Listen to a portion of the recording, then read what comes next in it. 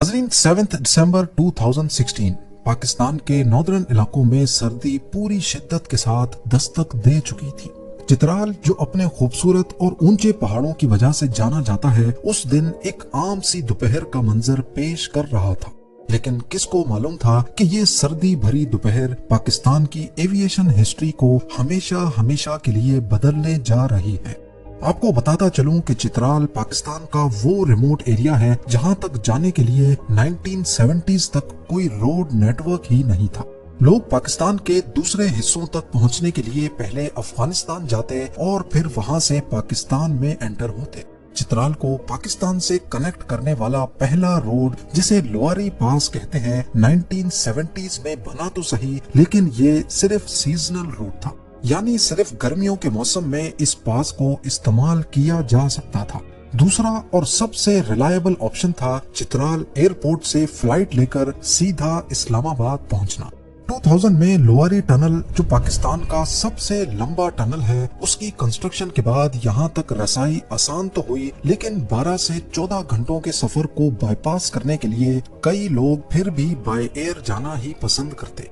7 दिसंबर 2016 को चित्राल एयरपोर्ट के रनवे पर पीआईए का एक ATR 42-500 जहाज APBHO टेल नंबर के साथ टेक ऑफ के लिए बिल्कुल तैयार खड़ा था।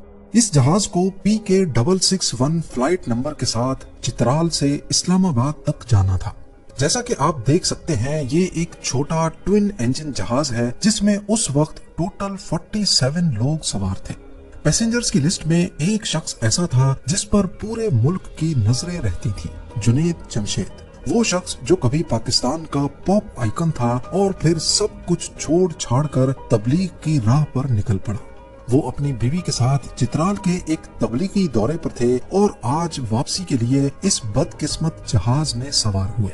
जुनैद जमशेद के अलावा पैसेंजर्स की लिस्ट में और भी कई नामी ग्रामी शख्सियत मौजूद थी, जिसमें चित्राल के डिप्टी कमिश्नर उसामा वड़ाइच का नाम भी शामिल था। कॉकपिट में कैप्टन सोले जंजुआ समेत 2 पायलट्स मजीद मौजूद थे। कैप्टन सोले जंजुआ कोई आम पायलट नहीं थे। उनके पास 12,000 घंटों से ज्यादा का फ्लाइंग एक्सपीरियंस था और वो इसी ATR जहाज के इंस्ट्रक्टर भी थे, यानी उन्हें इस जहाज के पुर्जे पुर्जे की अच्छी तरह पहचान थी। दोपहर 3:38 PM पर फर्स्ट ऑफिसर ने थ्रस्ट लीवर ऊपर किया और टेक ऑफ की पोजीशन बना ली। अगले ही minute flight PK661 Chitral airport के रनवे 20 से बाहिफाजत टेक ऑफ कर गई। शुरुआत का आधा घंटा बिल्कुल पुरसुकून गुजरा। जहाज फ्लाइट लेवल 135 यानी 13,500 फीट की ऊंचाई पर क्रूज करता वैलीज के बीच में से उड़ता हुआ इस्लामाबाद की तरफ रवा दवा था। ये फ्लाइट कई सालों से चित्राल और इस्लामाबाद के बीच हफ्ते में एक मर्तबा चलती थी, लेकिन कौन जानता था कि आज टेक ऑफ करने के बाद ये जहाज दोबारा कभी इस्लामाबाद नहीं पहुंच पाएगा, क्योंकि ठीक 4:12 पर सब कुछ बदलने वाला था। दोपहर के 4:10 पर PK661 को उड़ान भरे तकरीबन 32 मिनट गुजर चुके थे। जहाज इस वक्त 13,375 फीट की बुलंदी पर था और इस्लामाबाद की तरफ बढ़ रहा था। कैप्टन सोले जंजुआ ने सीट बेल्ट का साइन ऑफ किया और पैसेंजर्स के लिए एक आम सी अनाउंसमेंट शुरू कर दी। यहाँ तक जो कुछ भी हुआ वो बिल्कुल नॉर्मल था, लेकिन अभी कैप्टन अनाउंसमेंट करने में मसरूफ ही थे कि कॉकपिट में एक वार्निंग लाइट ने फर्स्ट ऑफिसर की अटेंशन हासिल कर ली। अनाउंसमेंट के दौरान ही उन्होंने कैप्टन को रोका और वार्निंग लाइट के बारे में आगाह किया। ये PEC-1 की वार्निंग लाइट थी, जिसे प्रोपेलर इलेक्ट्रॉनिक कंट्रोल कहते हैं। ये सिस्टम जहाज के प्रोपेलर की स्पीड और इंजन की पावर को बैलेंस करता है। कैप्टन जंजुआ ने फौरन चेकलिस्ट मंगवाई और क्रू को इंस्ट्रक्शंस दी कि इंजन को रीसेट किया जाए। पहले तो उन्हें लगा कि शायद ये सिर्फ एक इलेक्ट्रॉनिक ग्लिच है जो अक्सर पुराने जहाजों में आता रहता है, लेकिन कहानी इतनी सिंपल नहीं थी। रीसेट करने के बावजूद एरर खत्म नहीं हुआ। उल्टा कॉकपिट में अब एक अजीब और खौफनाक आवाज सुनाई देने लगी। ब्लैक बॉक्स की रिकॉर्डिंग के मुताबिक लेफ्ट इंजन की ताकत अचानक 75% से 0% तक गिर गई। इसका सीधा साधा मतलब ये था कि इंजन ने काम करना छोड़ दिया है। नॉर्मल हालात में अगर इंजन फेल हो जाए तो पायलट उसके प्रोपेलर को फेदर कर देते हैं, यानी प्रोपेलर ब्लेड्स को हवा के रुख के मुताबिक सीधा कर देते हैं ताकि वो ड्रैग पैदा ना करे और दूसरे इंजन पर जहाज को उड़ाया जा सके। लेकिन PK661 के साथ कुछ अजीब हो रहा था। जैसे ही लेफ्ट प्रॉप को फेदर करने की कोशिश की, बजाय इसके कि वो ड्रैग कम करता, वो सामने से आने वाली हवा के बायस अपनी नॉर्मल स्पीड से 120% ज्यादा तेजी से घूमने लगा। यही वो वक्त था जब लेफ्ट साइड पर शदीद ड्रैग पैदा होने लगा। कैप्टन ने 2 बार प्रोपेलर को फेदर करने की कोशिश की, लेकिन दोनों बार नाकाम ही रहे। अब ये बेकाबू प्रोपेलर जहाज के लिए इंजन नहीं बल्कि एक पहाड़ बन चुका था जो हवा को रोक रहा था। एविएशन की जबान में इसे मैसिव ड्रैग कहा जाता है। यहाँ आपको बताता चलूं कि जहाज को टर्न करने के लिए विंग्स पर एलरॉन्स लगे होते हैं। जिस साइड का एलरॉन नीचे होता है वो सामने से आने वाली हवा को रोकता है, जिससे ड्रैग पैदा होता है और जहाज उसी तरफ टर्न कर जाता है। यानी वो ड्रैग ही है जो जहाज को टर्न करवाता है, लेकिन ये एक कंट्रोल्ड ड्रैग होता है जिसे कम या ज्यादा करके टर्न को कंट्रोल किया जा सकता है। अब फ्लाइट 661 के लेफ्ट प्रोपेलर की फेदरिंग तो ना हो सकी, उल्टा उसने खतरनाक ड्रैग पैदा कर दिया जिससे जहाज लेफ्ट तरफ को मुड़ने लग गया। पर यह टर्न कोई ऐसा टर्न नहीं था जिसे पायलट कंट्रोल कर सके।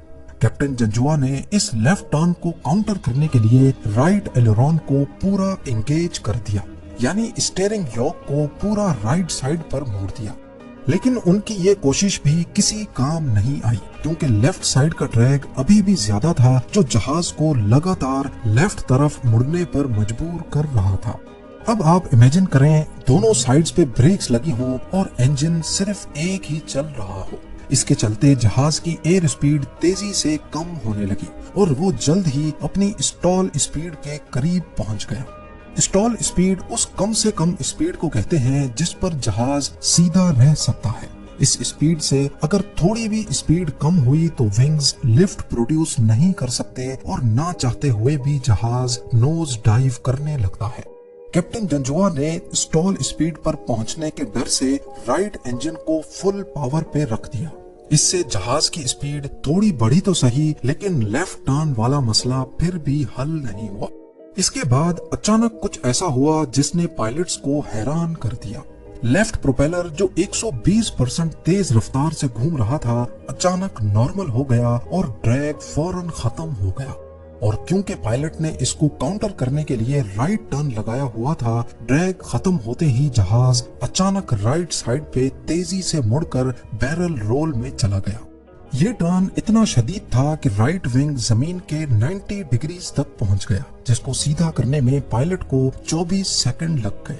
इस टर्न से जहाज की ऊंचाई काफी हद तक कम होकर 5100 फीट रह गई। ये फ्लाइट PK661 की परवाज का पहला झटका था जिसने कॉकपिट में मौजूद क्रू तक को चीखने पर मजबूर कर दिया। 24 सेकंड के बाद जहाज सीधा हो गया और अब लेफ्ट प्रोपेलर का ड्रैग भी नॉर्मल था। लेकिन कौन जानता था कि ये खुशी ज्यादा वक्त तक टिकने वाली नहीं थी।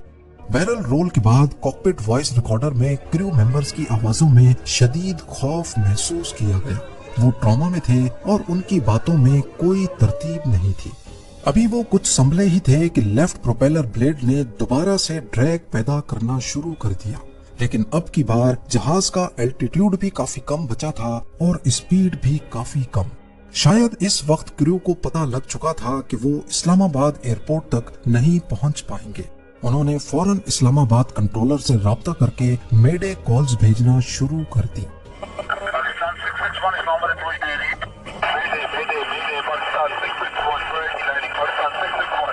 इस वक्त वो जमीन से सिर्फ चंद 100 मीटर ऊपर थे और जहाज की स्पीड 156 नॉट्स या फिर 289 किलोमीटर पर आवर बची थी।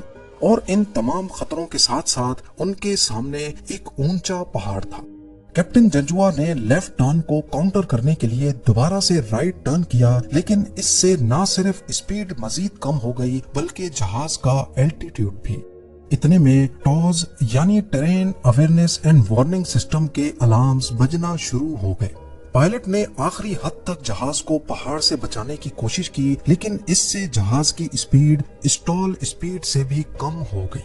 इस पॉइंट पे कॉकपिट में दूसरे अलार्म्स के साथ साथ स्टॉल वार्निंग के अलार्म्स भी बजना शुरू हो गए।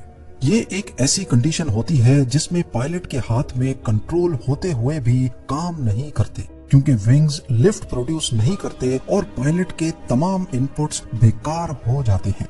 अब जहाज 90 डिग्री के एंगल से लेफ्ट की तरफ मुड़ गया और नोज डाइव करता हुआ 256 किलोमीटर/आवर की स्पीड से पहाड़ से जा टकराया।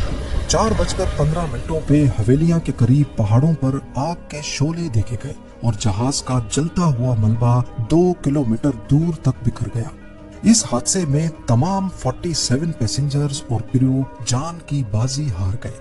जहां पे हादसा हुआ वहां तक कोई रोड नेटवर्क नहीं था। करीबी गांव के लोग पहाड़ पर चढ़े, लेकिन आग की गरमाइश के बायस मलबे के करीब नहीं जा सके। अगले दिन की शाम तक रेस्क्यू ऑपरेशन चलता रहा और तमाम बॉडीज रिकवर कर ली गई। हादसे के बाद पूरा मुल्क जैसे सदमे में चला गया। शुरुआत में पीआईए की मैनेजमेंट ने सारा मलबा पायलट पर डालने की कोशिश की।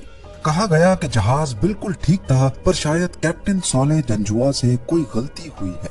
पर फ्रांस से आई एयरबस और एटीआर की टीम्स ने जब इन्वेस्टिगेशन की तो मालूम पड़ा कि एक्सीडेंट से काफी पहले लेफ्ट प्रोपेलर में एक क्रैक मौजूद था, जिसको पीआईए की मेंटेनेंस टीम ने नजरअंदाज कर दिया। टेक ऑफ के बाद जब प्रोपेलर टूटा तो उसका वेट इम्बैलेंस हो गया और इंजन में शदीद वाइब्रेशंस पैदा हो गईं।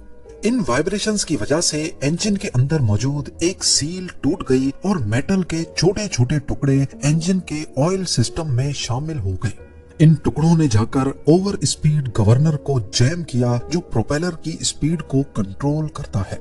यही वजह थी कि पायलट्स इंजन बंद करने के बावजूद प्रोपेलर की स्पीड को कंट्रोल नहीं कर पा रहे थे।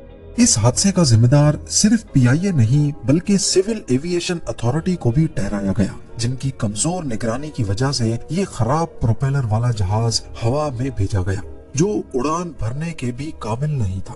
इस खौफनाक हादसे के बाद गवर्नमेंट ने फौरन पीआईए के तमाम एटीआर जहाजों को ग्राउंड कर दिया। हर जहाज की नए सिरे से फुल इंस्पेक्शन हुई।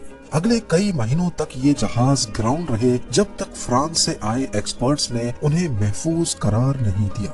इत्तिफाक देखिए कि ये हादसा इंटरनेशनल सिविल एविएशन डे के दिन पेश आया, जहां दुनिया भर में जहाजों की सेफ्टी का दिन मनाया जा रहा था। वहीं पाकिस्तान में एक सिस्टम की नाकामी ने 47 जानें छीन ली।